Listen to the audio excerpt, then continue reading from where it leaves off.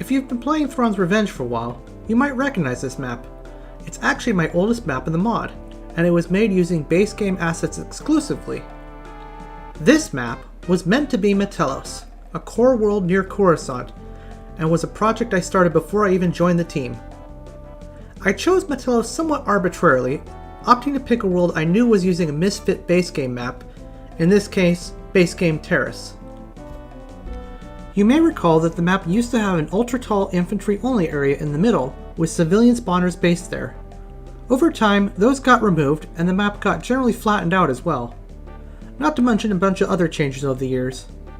Now, it's not amazing, but it's a relatively passable map. But even early on, I was unhappy with it as a representation of Metellos, and I wanted to redo it. For this reason, the map got renamed Filve after a planet I honestly don't remember anything about anymore, because I wanted to keep room open for a dedicated Metellos map. Finally, almost 5 years later, that map is done.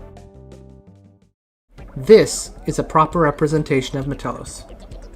Metellos is a core world, much like Coruscant. Early on in the Republic, scouts from the core tried to create new hyperlanes in the hopes of bringing prominence and trade to their homeworlds. Coruscant went east, Metellos went west. While Coruscant found numerous successful hyperlanes and eventually even connected to the lost colonies in Tion space, Metellos quickly ran into the barrier that makes travel into the unknown regions difficult. They weren't entirely without success, but by and large, Metellos found almost nothing, and it stagnated as a dead-end world. As a landscape, Metellos is covered in toxic wastelands, interrupted only by polluted waters. I wanted to include the slurry seas, but due to the way the map is set up, it wasn't possible to include them, not without sacrificing numerous other aspects of the map. Rising high above both land and sea are Metellos' 17 stratablocks. The stratablocks are, in my opinion, the most iconic and unique part of Metellos, and the reason why I felt it deserved its own, redone, dedicated map. They are, in essence, massive blocks of infrastructure approximately resembling mid-level Coruscant, as if someone took a giant cube out of the infamous city planet and dropped it right in the middle of Metellos' wastelands. It is within these enormous structures that Metellos' middle and upper class live and work. High above both the stratablocks and the landscape, small cities float like Ethor's herd ships, catering exclusively to the wealthiest members of Metellos' society, such as representatives of the corporate sector. Yet unlike Ethor's beautiful herd ships, these cities are not works of art, but rather resemble blocky, grey, brutalist slabs. On the ground below, small hovels, tents, and run-down homes cluster around the base of factories and stratablocks, forcing billions to live together in close proximity.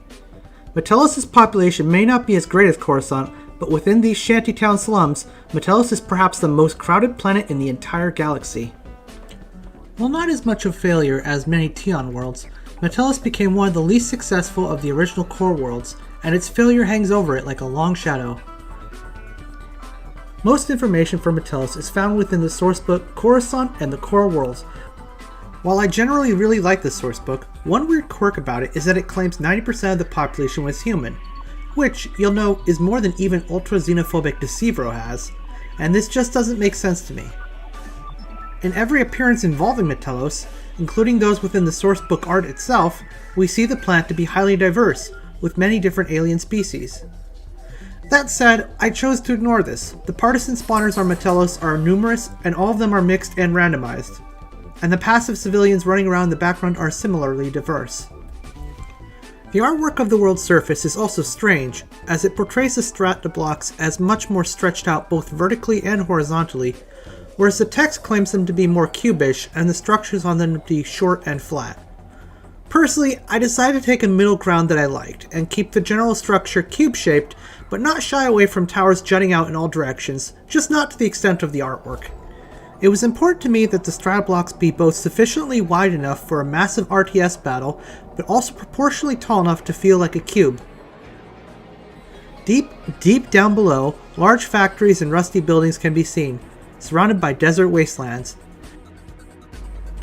One possible error in this representation, however, is that on rereading the sourcebook, it seems that most of the planet's surface may be made up of these shantytowns, with the wastelands in between making up only a minority of the landmass. Within the stratoblock itself, there are multiple levels, some clearly visible, some barely visible, and some hidden. This is meant to feel as if there is a giant city on all levels within this structure. The map itself is massive, and this is easily one of the most ambitious maps I've worked on. In the background, both north and south, you can see additional stratoblocks, connected to this one by trains. While I tried to make them nice and give them uneven silhouettes, these far out of bounds stratoblocks are obviously not nearly as decorated as the main one you play upon. The map is so large that I opted not to add a skybox, but instead relied on several supermassive nebula props to create a wispy, gaseous effect in an attempt to imitate the sky featured in the sourcebook's artwork. The map is quite large and relatively open, but the middle is broken up in a chaotic jumble of infantry-only and hovering paths. Matellos appears in Fall of the Republic and Revan's Revenge once each, but plays a moderately important role in most later eras of Thrawn's Revenge, especially during Dark Empire and Black Fleet Crisis. Which brings us to Matellos' role in galactic history. As a sourcebook world, it largely exists in the background. Despite this, Metellos isn't a world I would call galactically irrelevant, as it's still a humanopolis almost as old as Coruscant. While it's certainly outclassed by worlds like Balmorra and Bonadan, Metellos is nonetheless one of the most influential planets I've covered so far on the channel. Though maybe that's not saying as much when the competition is Brygia and Florin. Regardless, while Metellos doesn't come up often, when it does, it's usually in a role of at least modest importance, and there are consistent themes. I already offhandedly mentioned the CSA's connection to Metellos, and indeed commerce is a recurring theme with the world. What I haven't brought up yet was that in spite of the world's failures to adequately chart the unknown regions, Metellos was nonetheless one of the galaxy's biggest hubs of scouts and explorers. In the ancient past, the Jedi discovered an uninterrupted hyperroute going from Metellos directly to Ilum, a planet rich with the crystals Jedi used for their lightsabers. The find was remarkable, but unfortunately it did little to aid Metellos economically, as the Jedi kept the route a secret from the rest of the galaxy, though the path was too unstable for a non-Jedi pilot to attempt anyway. On Metellos 3, the third moon of the world, numerous telescopic stations were set up, gazing out into space for purposes both academic and exploratory. During the Mandalorian Wars, an auction of newly discovered star systems was held, called the Metellos Exchange. Zane Carrick and his friends crashed the lavish party, but I recommend you read the Knights of the Old Republic comics for yourself, as their misadventures are quite fun. Speaking of Zane, in the Old Republic MMORPG, the Republic Player Hub is a once-abandoned space station renamed Carrick Station, after Zane Carrick. This station might be located over Metellos. I say might because its location is never actually stated, and there are other potential candidates in the area like Cal Ceti. But this is a topic that deserves its own video. Regardless, I bring this up because it's not the only instance where Metellos acted as a major hub for the Republic's navy. During the Black Fleet Crisis, the new Republic's 5th Fleet was frequently stationed at Metellos, treating it as a jumping point to launch attacks against the Avethan forces. After thousands of years with nowhere to go, Metellos' goal of being a launching point to the west finally bore fruit for the New Republic. This is the closest Metellos gets to a happy ending, as even after the New Republic brought democracy back to Metellos, its politicians were still largely puppets for corporate figureheads. Speaking of, as Palpatine solidified his political power in the new order of the Galactic Empire, he recognized the suffering of the people of Metellos and sought to bring them aid. To this end, he enlisted the help of Metellos' executives, giving them a stake within the newly established Corporate Sector Authority. This brought a new flood of credits to the planet, with the wealth of the executives trickling down to the poor and the destitute, saving the economy. And the Metellosian people were never happier.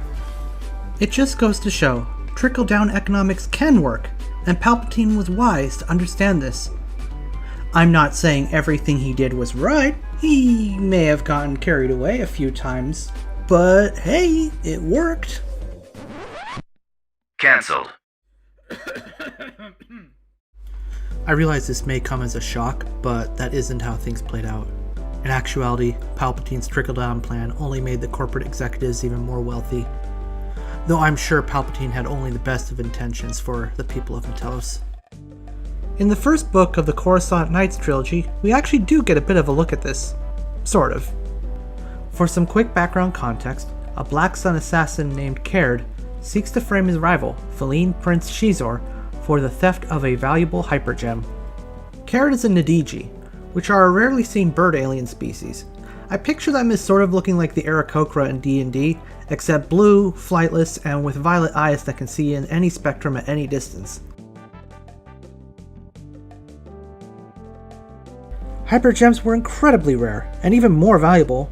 Formed by the unimaginable gravitational forces in the hearts of neutron stars, they were aperiodic diamondoids with crystalline planar networks extending into higher dimensions.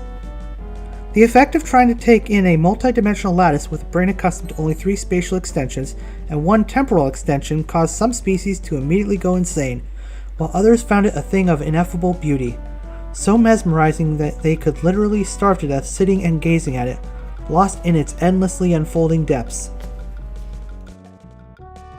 Of course, no one except Caird knew that this particular hypergem was the prized property of a Chagrian named Gogh Plitik, one of the corporate sector bosses on the stinking industrial world of Metellos. Caird had paid a considerable amount to have it stolen, and he knew that Plitik would be upset. After all, living on Metellos, he probably used any way he could to escape reality. While any being smart enough to throw a rock knew enough not to throw it at Black Sun, the mucky mucks of Metellos were possibly the only sentients tough enough and perpetually angry enough to not care. Plus, a great deal of black market materiel found its way from Metellos to Black Sun, and vice versa. The new Underlord could ill afford a diplomatic crisis so soon after taking power. He would investigate, and he would learn who had the hypergem.